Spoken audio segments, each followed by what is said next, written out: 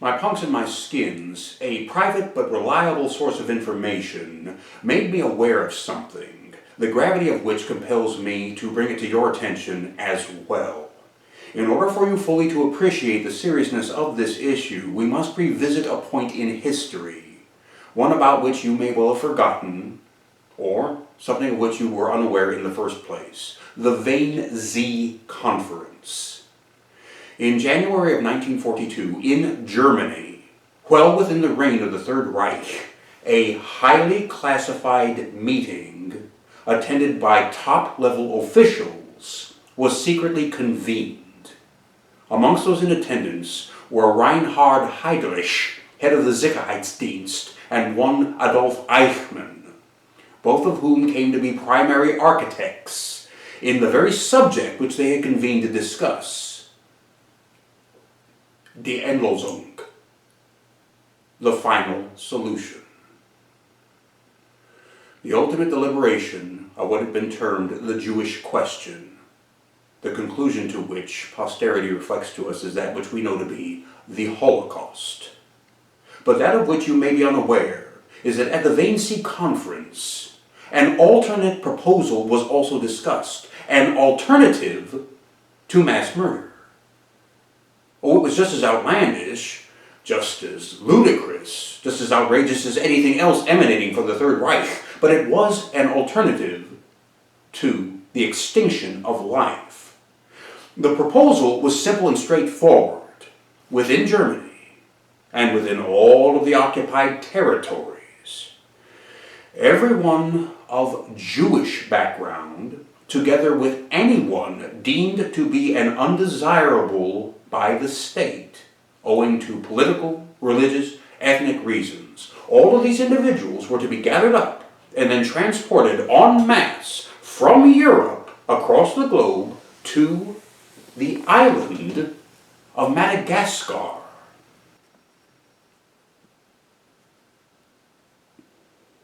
The island of Madagascar, as it is generally known, is well within the geographical province of the motherland, the dark continent of Africa.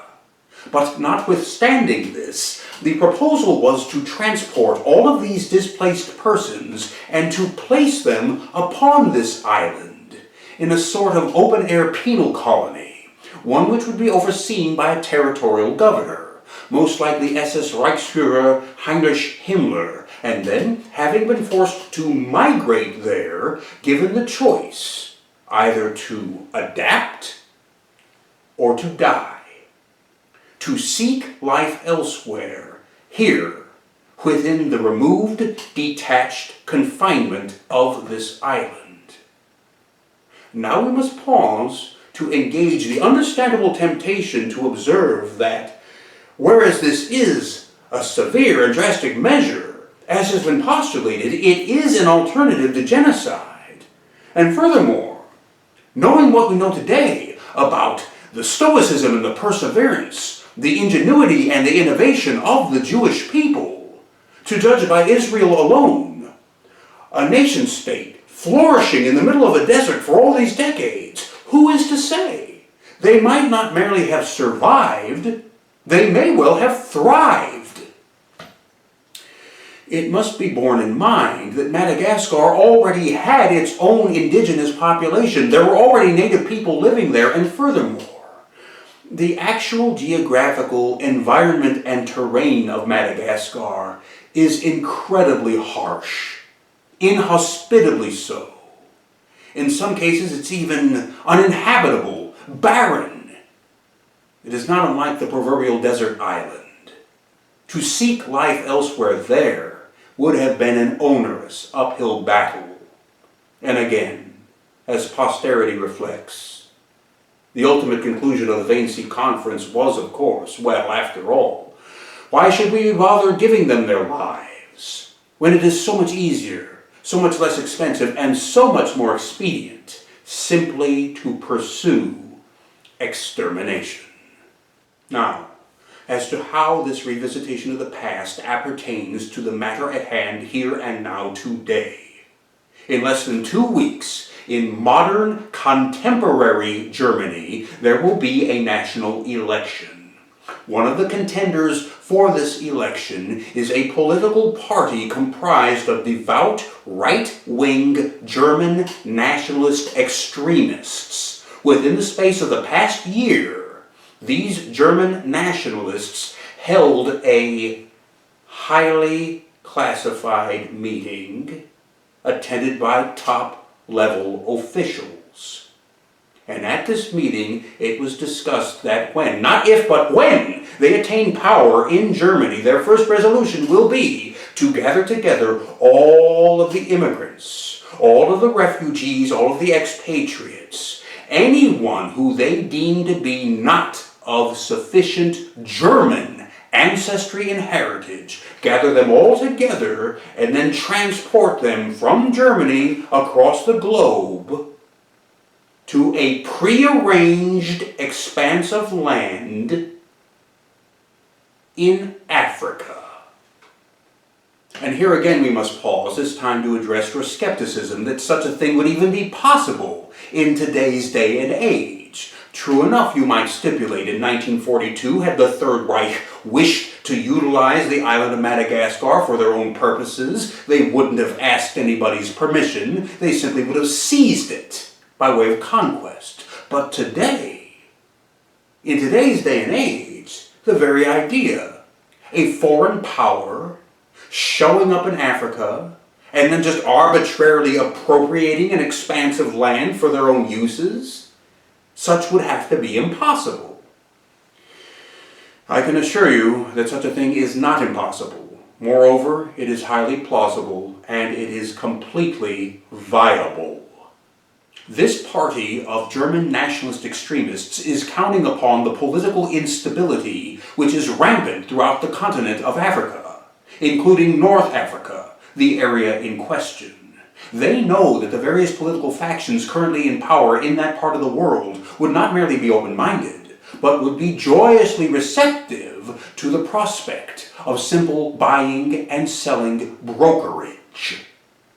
Motivated by greed, by opportunism, and by deliriously exorbitant profits to be made, they would unhesitatingly part with hundreds, if not thousands, of acres of African territory, with the same exact enthusiasm with which a couple of hundred years ago they would have unthinkingly sold some of their fellow African countrymen into slavery.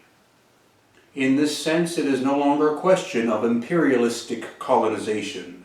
It becomes capitalistic colonization. A simple transaction of real estate, of retail land, after the purchase of which is complete, the new landowner may do anything at all with this land that he now owns. This would include, of course, the establishment of a colony, or what they have designated a model state. That is the terminology which they are applying to this proposal. A model state. A designation which, in addition to all of the sinister connotations which it implies, sounds like a prototype, suggesting that it is the first of more, perhaps of many more, to come. And this is the proposal of this modern German nationalist extremist group, identical to the National Socialist proposal of yesterday, to deposit all of these undesirables within this model state and then compel them to fend for themselves. Naturally, I asked my reliable source of information the obvious question. Even if this political faction were to gain power, would they actually have the financial wherewithal to implement something which would be so prohibitively expensive to undertake? Even with the bulwark of their budget at their disposal, would they have the revenue to achieve this? And he told me, no, they would not. Even if, having attained power, they had the entire state treasury at their fingertips, they would not have the fiscal wherewithal to accomplish this. However,